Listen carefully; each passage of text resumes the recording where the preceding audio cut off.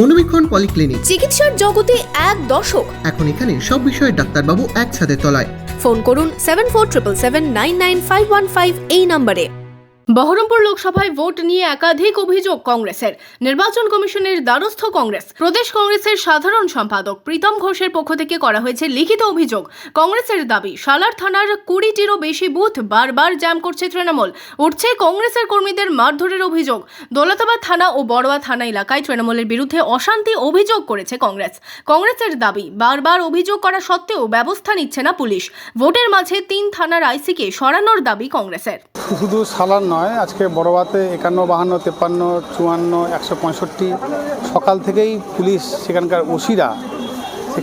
সেখানকার ওসি তৃণমূলের সঙ্গে প্যাক্ট হয়ে প্রথম থেকেই একটা ভাবভঙ্গি করে নিয়েছে যে আমরা 2 ঘন্টা থেকে 2.5 ঘন্টা এইভাবেই চালাবো, কোনো এজেন্টকে বসতে দেবো না।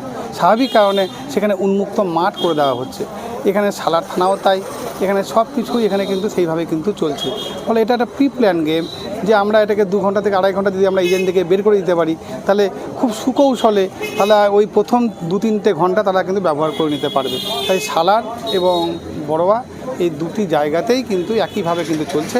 আমরা অলরেডি ওসির বিরুদ্ধে আমরা কমপ্লেন করেছি, কারণ তিনি গিয়ে কংগ্রেসের টেন্ট ভেঙেছেন, তিনি গিয়ে বাইক ভাঙছেন। তাকে একজন ওসির যদি তার নিরপেক্ষতা বজায় না থাকে, তা সেখানে তো কোনো কিছু সম্ভব হয় না।